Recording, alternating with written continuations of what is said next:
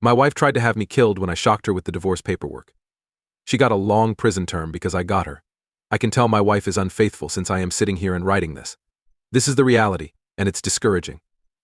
Having solid awareness of that fact is preferable to living in perpetual uncertainty and worry, even if I despise it so much. Knowing what to do next is all that's left for me to figure out now that I know for sure. I can't stress enough how important that is right now. Allow me to provide you with some background, which could or might not be crucial. My wife is 26 years old, and I am a 28-year-old husband. Before our present 4-year relationship began, we were together for 2 years. We got married at a young age, at least in comparison to my friends and my own standards, but it was of no consequence to us. My wife has something important that you should know. For want of a better word, I saw her vulnerability in the outset. She has always been the kind of woman who cannot bear to watch graphic depictions of violence or blood. She almost passes out when she's emotionally drained. But I've never truly. She's really sensitive. Therefore, I was worried that would ruin the transaction. It has been rather annoying on many occasions because she is the kind to cry after a hard day on the job or when a coworker is mean to her. Her sensitivity irritates me because I tend to have thick skin and would never bat an eye at the same thing. I get it immediately. Everyone is special in their own way.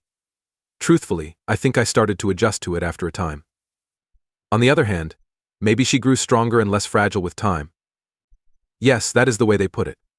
Since I got a good job there after we were married and she was fine with relocating because she was a retail worker, we moved to a new place. She did make a fuss when she left her mom's house since it would take her an hour and a half instead of 20 minutes, but she eventually got over it when her mother spoke to her. We relocated quickly to a respectable apartment in the new town, and I had saved enough money that we could easily furnish it. Knowing how much she hated to move, I was really trying to make sure she was comfortable. Keep in mind that I didn't try to convince her to go. Although she was hesitant, she ultimately agreed since refusing the nearly double salary provided by my new position would have been ridiculous. In the end, she had no doubt that her relatives weren't on another planet. The fact that she was able to land a job in retail and seem as though she loved it was huge. I used to be able to work remotely before my new job, but I had to come in 3 days a week, and I didn't always get home till late. However, I always tried my best to put her at ease and ensure that it wasn't too much trouble for me. I loved this girl so much back then that there was nothing I wouldn't have done for her. The problem started when I got home one day and noticed a little piece of plastic on the floor near my nightstand. A piece of one of the instant ramen flavor packages seems to have been torn off. The marking was removed, so I couldn't make out any details. Thoughts of ramen were the first naive thing to pop into my head, but condoms quickly followed. I don't understand, but it may be from one of those things, and we weren't using condoms. It was hard for me to believe that there was cheating, to be honest. It seems that she lacked the mental disposition to be disloyal. I know it seems harsh, but that's simply my perspective. I think you need a great deal of intelligence and a healthy dose of shamelessness to cheat effectively. I might be completely incorrect, though. I don't want to worry myself sick about something that. I immediately doubted its veracity and asked her to confirm it, but she seemed as naive as I was. It didn't help my sentiments as it didn't indicate she wasn't being unfaithful. I truly believe she was just as oblivious to the reality as I was. Still, I refrained from fretting much. Nonetheless, I made a mental note to investigate more when the opportunity arose. A few winks elapsed thereafter, and for some reason my nebulous worries completely faded from my mind. That's probably what happens when they're not too rough. Disregarding them is easy. Unfortunately, the real problem started when I found a condom wrapper under the bed. Its complete ripping off of its edge and complete lack of soil make it hard to believe that this one was there when we moved home.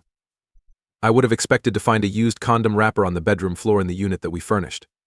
I had to really consider this question for a while before coming to the conclusion that we had never used a condom.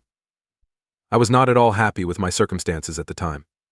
And that was a terrible moment for me since it occurred when I had what might be seen as proof of my wife's infidelity. Even if you think I'm stupid, it was all the proof I needed.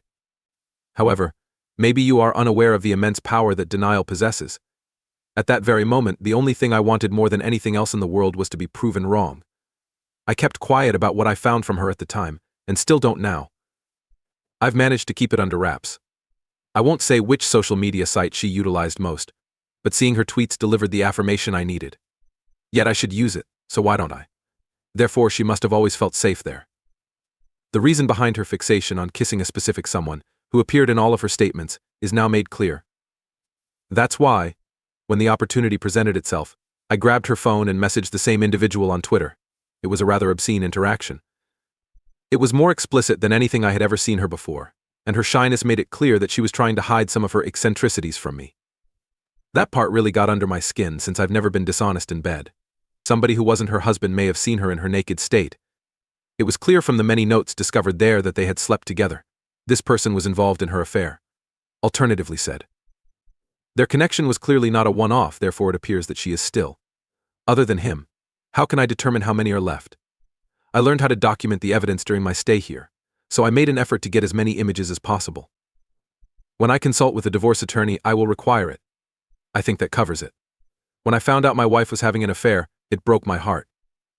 I suppose it's true that you can never truly know someone, but I'm still perplexed by the whole incident since I never believed she could pull off anything that nasty. Since I was naive to think that at first, I don't need anyone to tell me that. I will not face her head on. Getting a lawyer and sending her the paperwork is all that's required.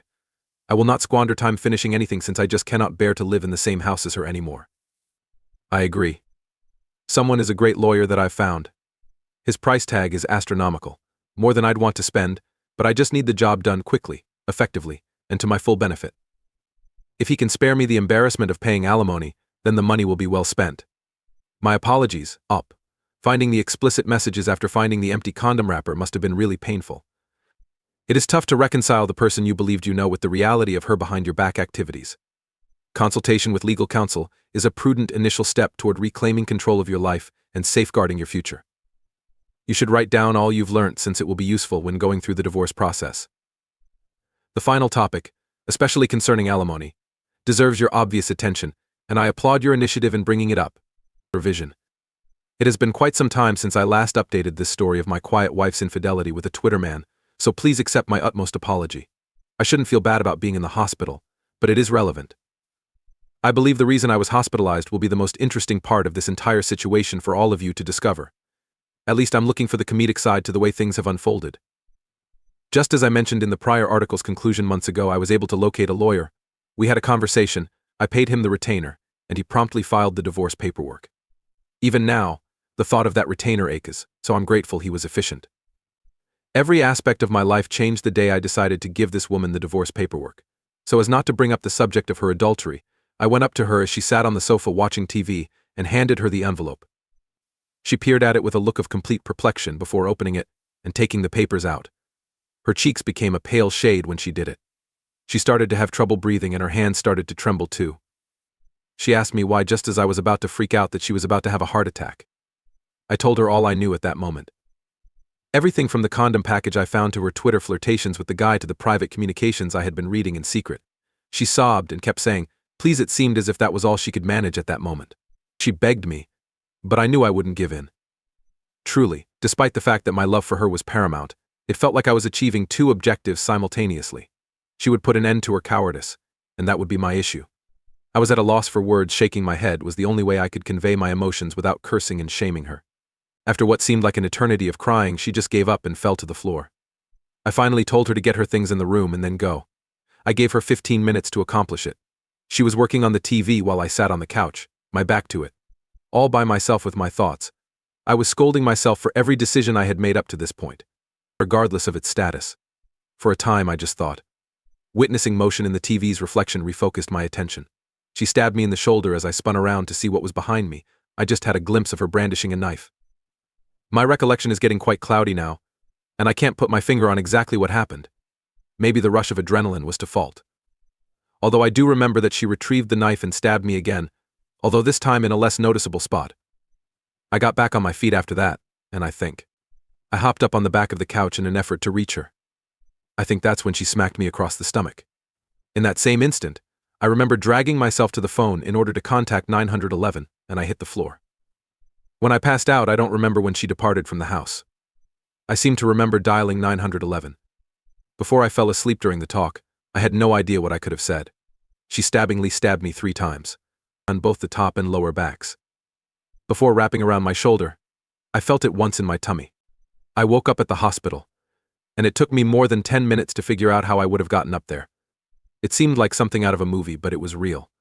My stay in the hospital taught me to be very wary of putting my confidence in anyone.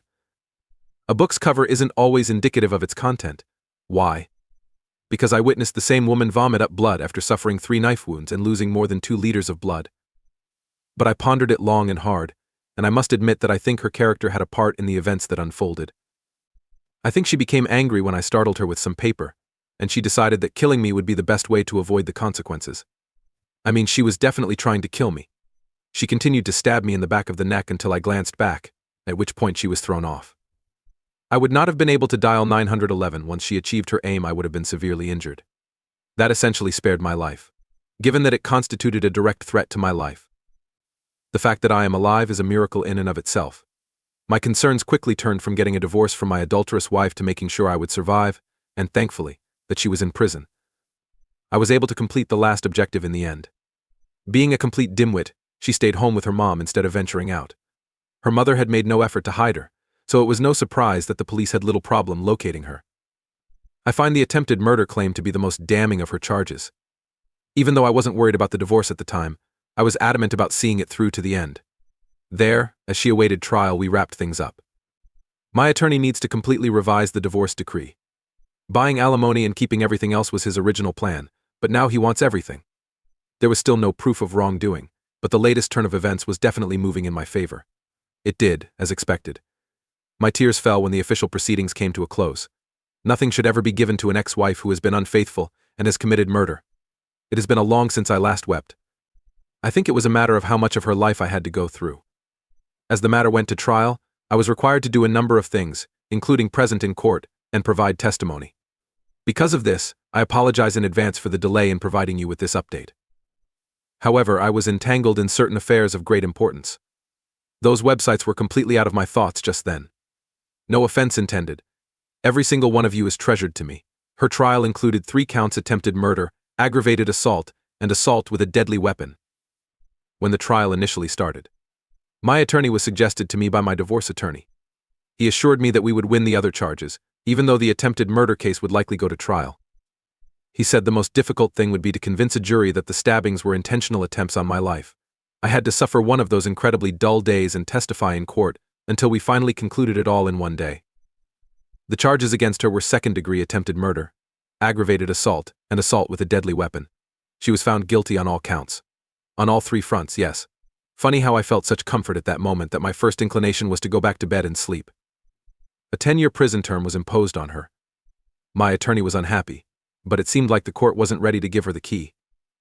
I just know that in 10 years she will no longer be a problem for me.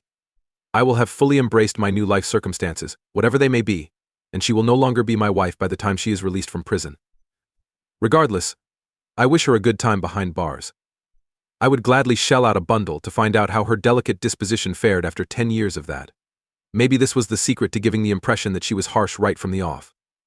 Still, I am uncertain of the message I should convey to all those who peruse this. Stay safe from harm, and don't put your faith in anyone. Not even your wife. What happened occurred, and I'm trying to move on, even if I don't think it was worth it. First and foremost, it is with immense relief that I have heard that you are alive and making a full recovery after such a horrific ordeal. Her willingness to go to such extreme lengths to evade accountability for her actions, which were plainly a response to the truth being revealed, is deeply troubling. Your counsel, and you may breathe a sigh of relief knowing that she was found guilty on all charges, regardless of whether the penalty was to your liking.